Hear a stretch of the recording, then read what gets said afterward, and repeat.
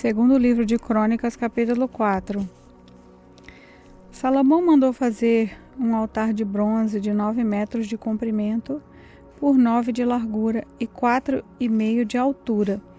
Também mandou fazer um tanque redondo de bronze com 2,20 metros e 5 de profundidade, 4,5 metros de diâmetro e 3,5 metros de circunferência. Ao redor da borda de fora do tanque, que media 13,5 metros, havia 2 carreiras de figura de touros de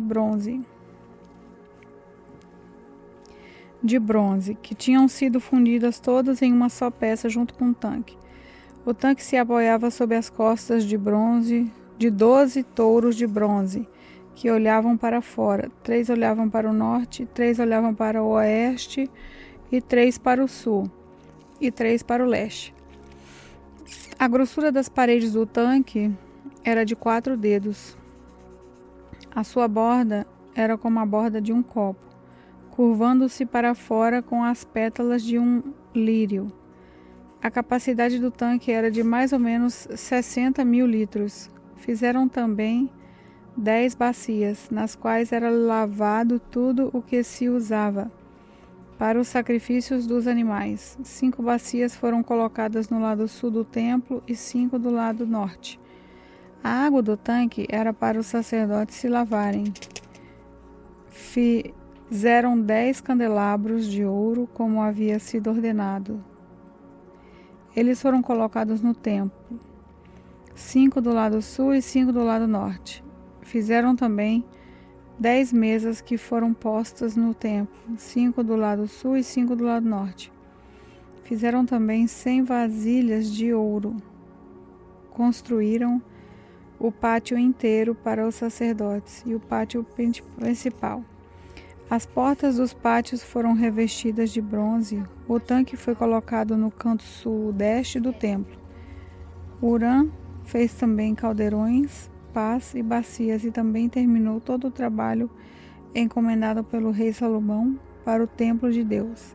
Essa é a lista do que ele fez: 2 colunas, 2 remates em forma de taças que ficavam no ato da coluna, desenhos de correntes entrelaçadas em cada remate, 400 romãs de bronze em 2 carreiras ao redor do desenho de cada remate, 10 carretas, 10 bacias, um tanque, 12 touros que sustentavam o tanque, panelas, pás e garfos. Como Salomão havia ordenado, Hurã, o mestre artesão, fez de bronze polido todas as panelas, pás e garfos para o templo de Deus, o Senhor. O rei mandou que tudo fosse feito na fundição que ficava para Sucote e Sereda, no vale do rio Jordão.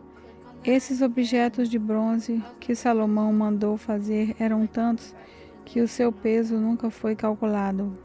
Salomão também mandou fazer para o templo os seguintes objetos de ouro: o altar, as mesas e os pães oferecidos a Deus, os candelabros e as lamparinas de ouro puro, que ficavam acesas em frente ao lugar santíssimo, conforme havia sido ordenado, as flores, as lamparinas e as tenazes, as tesouras de cortar pavio de lamparinas, as vasilhas, os pratos para o incenso e os braseiros.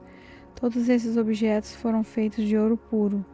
As portas de entrada para o lugar santo e as portas do lugar santíssimo também eram de ouro.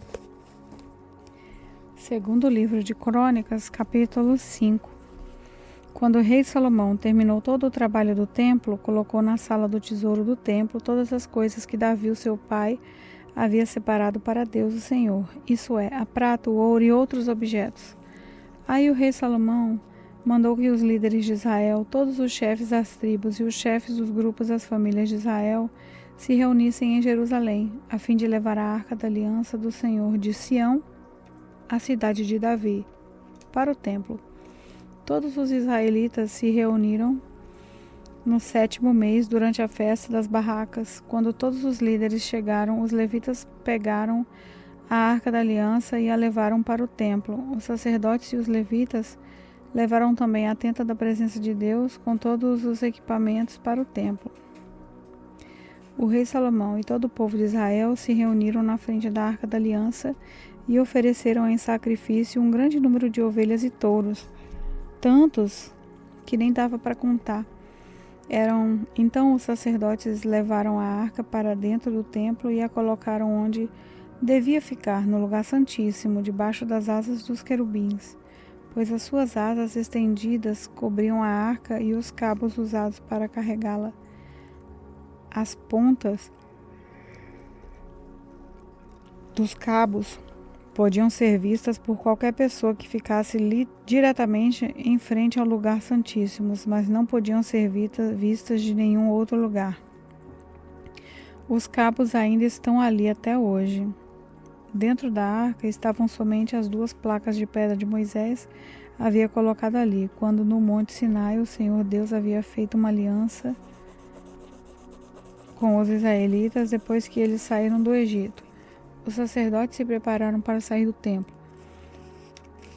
Todos os que estavam ali haviam se purificado, sem levar em conta o grupo a que pertenciam.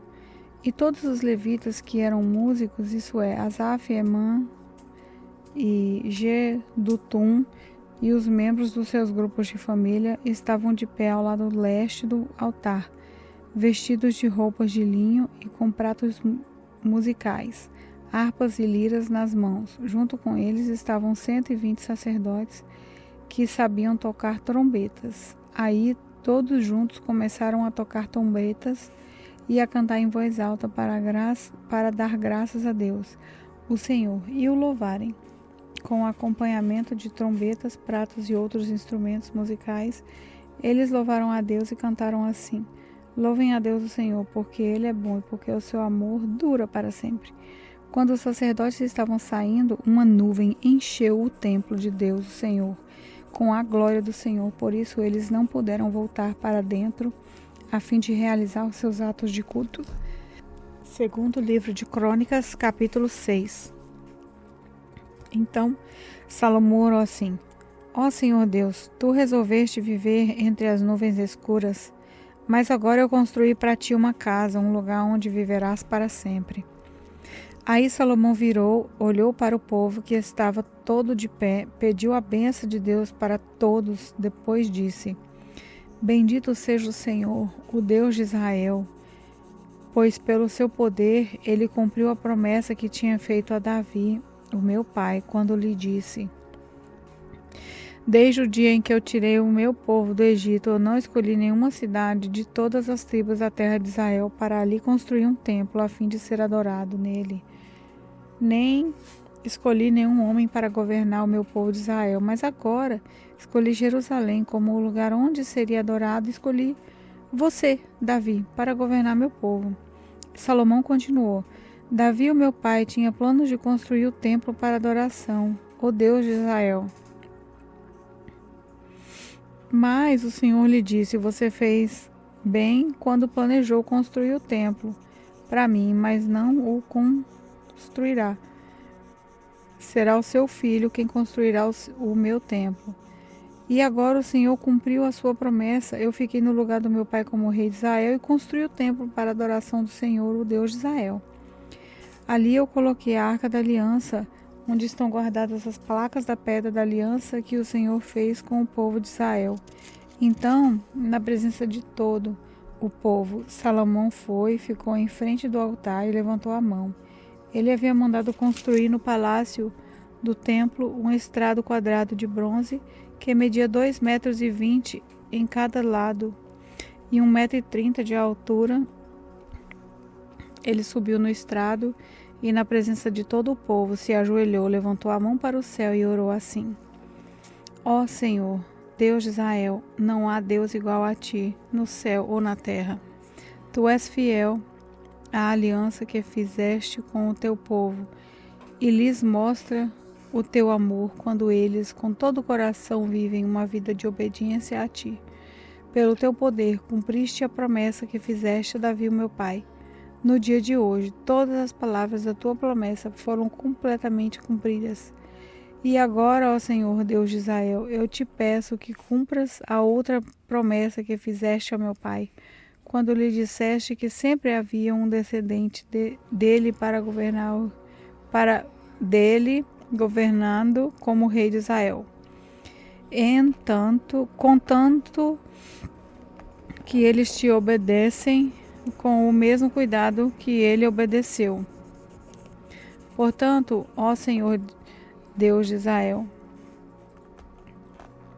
faze com que cumpra aquilo que prometeu a teu servo Davi. Mas será que, de fato, ó Deus, tu podes morar no meio de nós, criaturas humanas aqui na terra? Tu és tão grande que não cabes nem mesmo no céu. Como poderia esse templo que eu construí ser bastante grande para isso? Ó Senhor meu Deus, eu sou teu servo, escuta a minha oração, atende o meu pedido que te faço. Olha, de dia e de noite para este templo, o lugar que escolheste, para nele seres adorado. Ouve-me quando eu orar com o rosto virado para este lugar. Escuta as minhas orações e as orações do teu povo, quando eles orarem com o rosto virado para cá. Sim, da tua casa no céu, ouve-nos e perdoa-nos. Quando alguém for acusado de prejudicar uma pessoa e for trazido até o seu altar neste templo e jurar que é inocente, ó Deus, ouve do céu e julga o teu servo. Castiga o culpado como ele merece e declara que não tem culpa aquele que for inocente, recompensando-o como merecer. Quando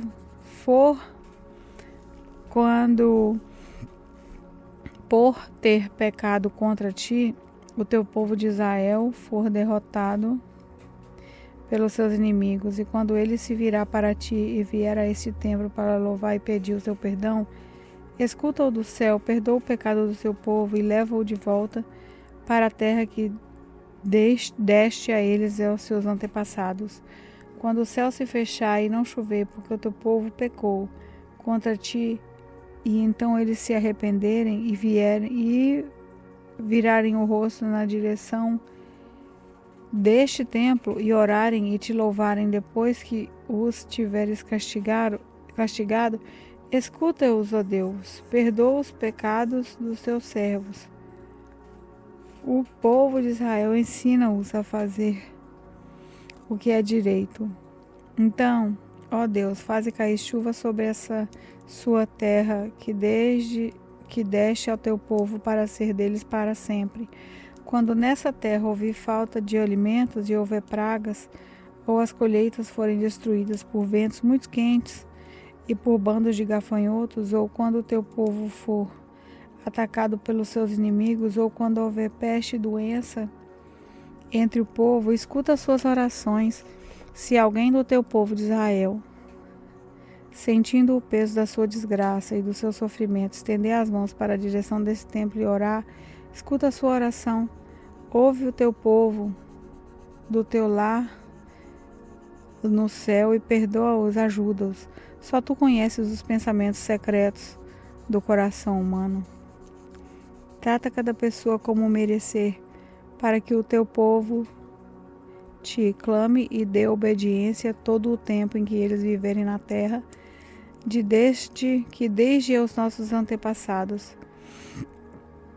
Quando um estrangeiro que viver numa terra bem longe daqui ouvir falar da tua fama e das grandes coisas que tem feito, e vier te adorar com o rosto virado para esse templo, ouve a sua oração lá do céu onde vives, escuta-o e faz tudo o que ele te pedir, para que todos os povos da terra possam te conhecer e temer, como faz o teu povo de Israel. Então eles ficarão sabendo que esse templo que eu construí é o lugar onde deve ser adorado. Quando ordenaste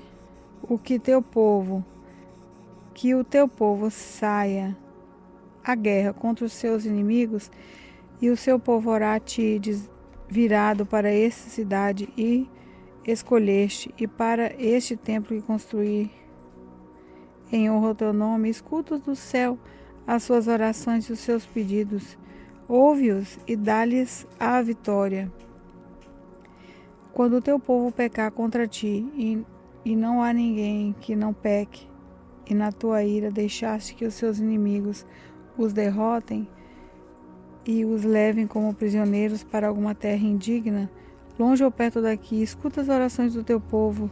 Se ali naquela terra eles se arrependerem e orarem a ti, confessando que foram pecadores e maus, ouve as orações, ó Deus, que naquela terra eles verdadeiramente e sinceramente se arrependerem e orarem, virados nessa direção dessa terra, que desde os nossos antepassados, desta cidade que escolheste e esse templo que construíste na honra do teu nome, escuta as orações deles, do teu lar no céu, ouve-os e dá-lhes a vitória, perdoa os pecados que o teu povo tem cometido contra ti.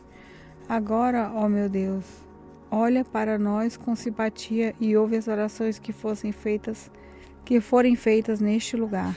Levanta-te, ó Senhor Deus, e vem para o teu lugar de descanso, junto com a arca da aliança, que representa o teu poder, que os seus sacerdotes façam sempre o que tu queres, e que todo o povo fique alegre por causa da tua bondade. Que o Senhor Deus não rejeites o rei que escolheste. Lembra do teu amor para com teu servo Davi.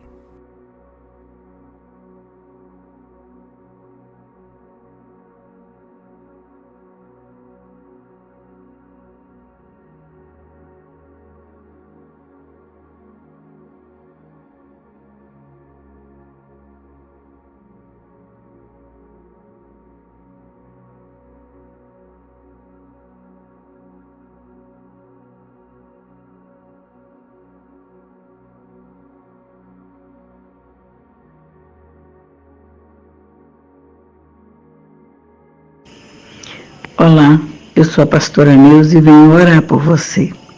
Que nessa noite o Senhor possa te visitar, que nessa noite o Senhor possa contemplar tudo aquilo que você tem buscado no Senhor, que você tem clamado ao Senhor em oração.